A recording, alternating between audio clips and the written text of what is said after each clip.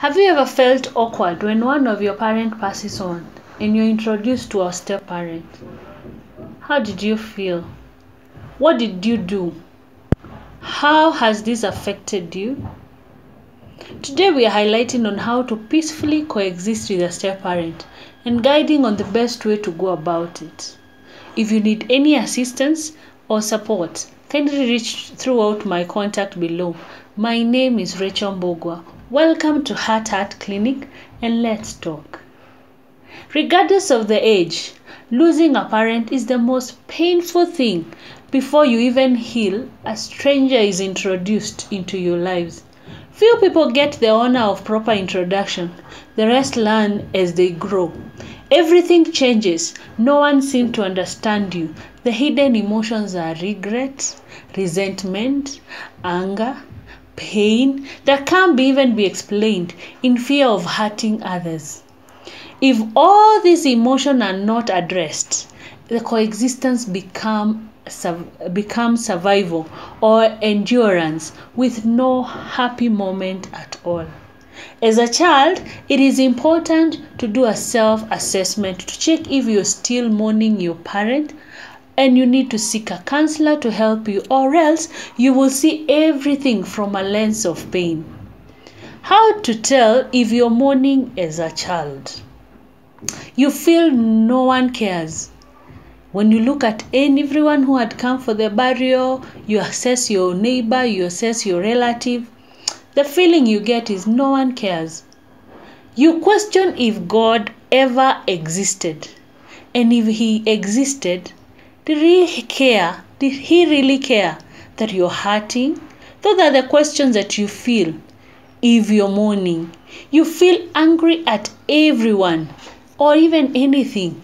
You'll find yourself hitting a bucket, hitting a cat. You're so angry at everything. You have no interest on your daily routine. If you used to enjoy going to school, you don't feel even the thrill to go to school. You've lost interest in everything, whether the event, they invite you for a wedding, whether it's a birthday party that maybe you loved, you have no interest at all. You have an inability to sleep. We call it insomnia. You have lost appetite. You don't feel like eating. Every food tastes so numb. Fear of being alone. Every time they tell you you'll be left in the house alone, you rise up in fear and you ask, so and so, can you come stay with me? There's a lot of fear when you're left alone. Acting too much younger than your age, where you feel like, I just want to be babied and I don't want to do the chores, I don't want to be involved. You feel like you want to be babied. That aspect is a telltale sign that you're a mourning child. Excessive imitation of your lost parent. Like if your father used to come and sit in a given seat, you of course also come and sit in the same seat. If there's a kofia that he used to wear, if there's a way he used to talk, you find yourself, you're imitating your dead parent unconsciously, but now with a lot of access. Believing that you are talking to the deceased parent, or you've seen them in dreams, or he came to you and told you, my son, don't worry, or she appeared to you and told you, my daughter, don't worry. Those kind of imageries that you see either when you're sleeping or when you're seated, the belief that actually you've been visited by the dead is a sign that you could be a mourning child. Repeated statement of wanting to join the dead. I wish I was the one who died instead of my mom. Or I wish I was the one who died instead of my brother. I wish I was the one who died instead of my mom. Those kind of repeated statement still shows you're a mourning child. You withdraw from friends.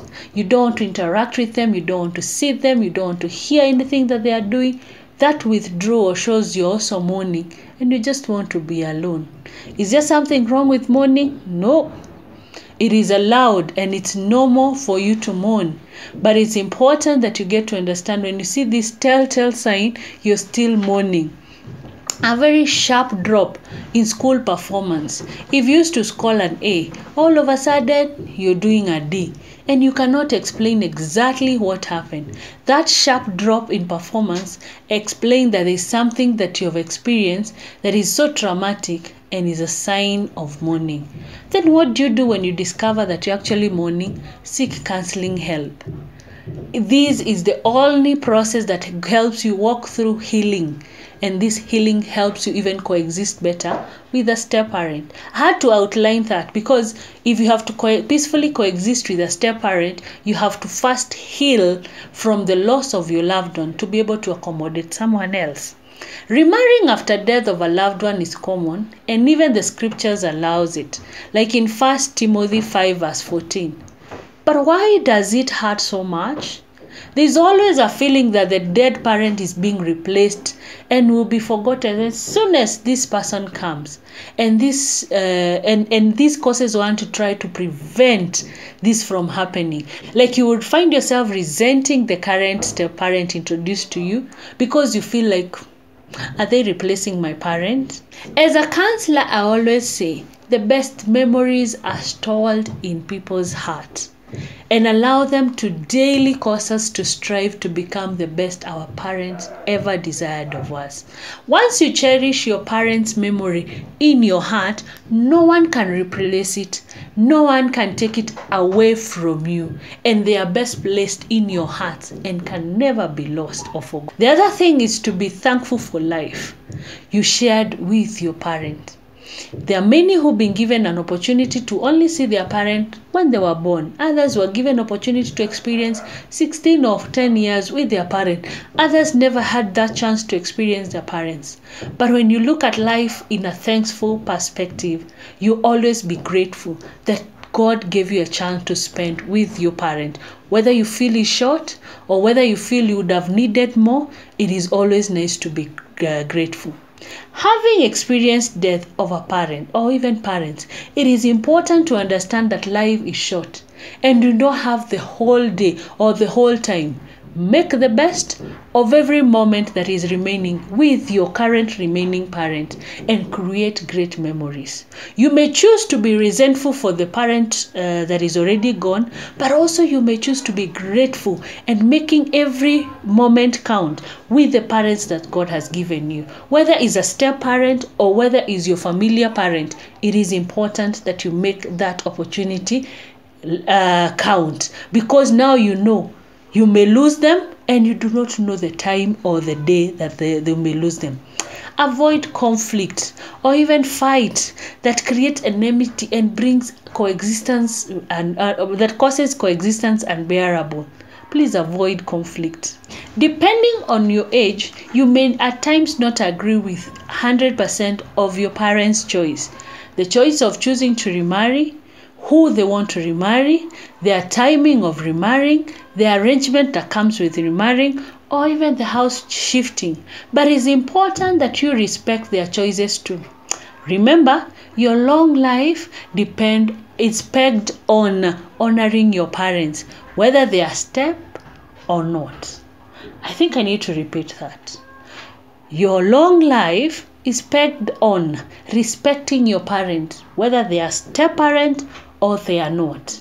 So, as the scripture says, honor your parents so that your days may be longer.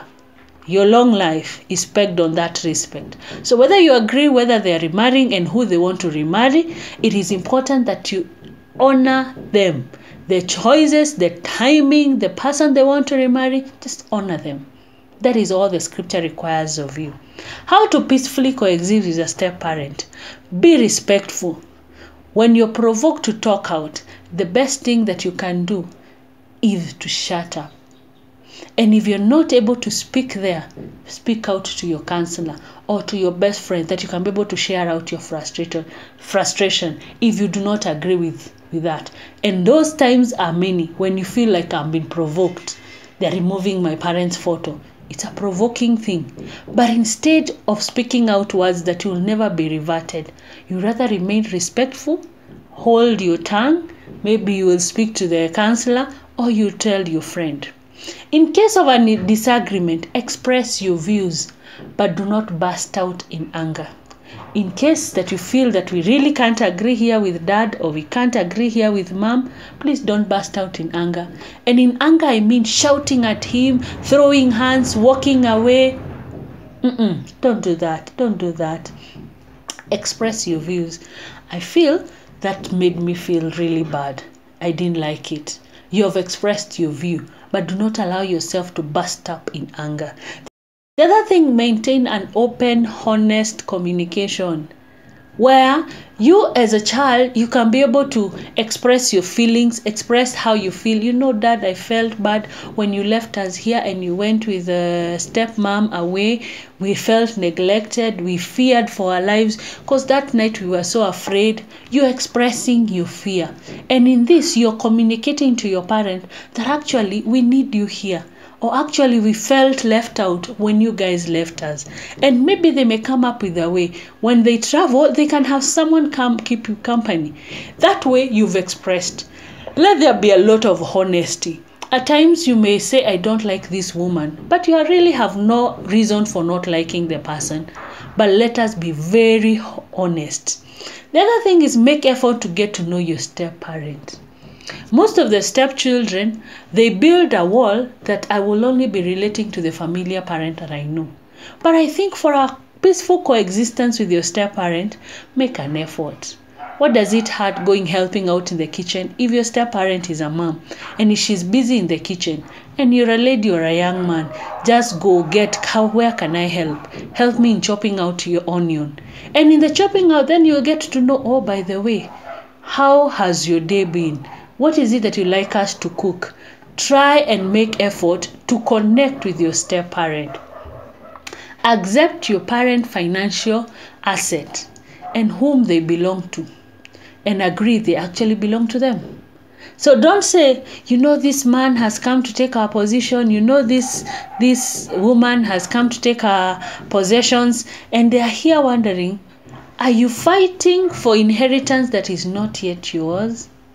Please allow your parent to make the commitment that actually, if they want to pass the inheritance to you, do not see the step-parent as a hindrance or someone who really wants to take your inheritance.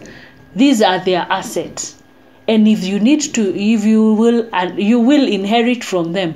It is the blessing from the parent, but it is not your right to fight for it. Let me give a case scenario where you feel like if your father married or if your mother remarried and you got a step-parent, you feel like they will come and take the possession that your deceased parent worked hard to get. By law, automatically, when one parent died, the possession is left at the custody of the existing parent, not the child. It is not in your place to go complain to your father that this person that you have brought or this mother that you have brought will take our possession. It is their decision as parent to decide whether to give this inheritance to you. And if you're called upon to assist in the transfer of title deeds, don't be fishy. Don't change their name to your name. Let us be honest that these are their financial, these are their asset. Respect that and allow them to be as parent. Find reason to celebrate your parents' marriage. At times you may celebrate their birthday, at times you may celebrate their anniversary. This creates a very peaceful coexistence with your step-parent. Just sending a card. I'm grateful you're in our lives. I'm happy that you've been our mom. We're happy to have you in our lives. Just get a reason to appreciate them. And the more you appreciate them, the more their blessing trickle to you. Because you see, they hold the blessing and a curse. So you resenting them and hating them, you're only drawing curses. But when you appreciate them and acknowledge them as your parent, you're receiving your blessing. Treat your parent and the new spouse or your step-parent like you would treat your own. This goes a long way. If you will not stand and shout at your own mother, if you will not stand and shout at your own father, please do not shout at your step-parent. Find it in your heart that you will treat them the same way. I also ask, how would you love to be treated? Would you like to be treated as a stranger just because you've gone in a familiar zone? Treat them well. The same way you'd love to be treated, treat them with respect and love. Try to include them. Like when you're having a discussion, do not only have a discussion with the familiar parent and the siblings and you exclude the step-parent. No, include them. Allow them to be part and parcel of what you're planning. Oh, we're planning a birthday, or we are planning to take so and so back to school, or we are planning to have a house party. Include them and let them also hear their views, let them participate, because this is a teamwork. It's not a divided house. You cannot have a peaceful coexistence with a divided house. Include them in your discussion. Distinguish between what you want and what you can do and what you cannot do. Distinguish between what you can do and what you cannot do. What you can control and what you cannot control. For those things that you can control, like anger, pain, do them. For those things that you cannot control, please leave them to God. They are beyond you, and there's nothing much you can do about it. So for those things that you can be able to do, please do them with all your heart. For those things that you cannot be able to do, either ask for help or leave them to God.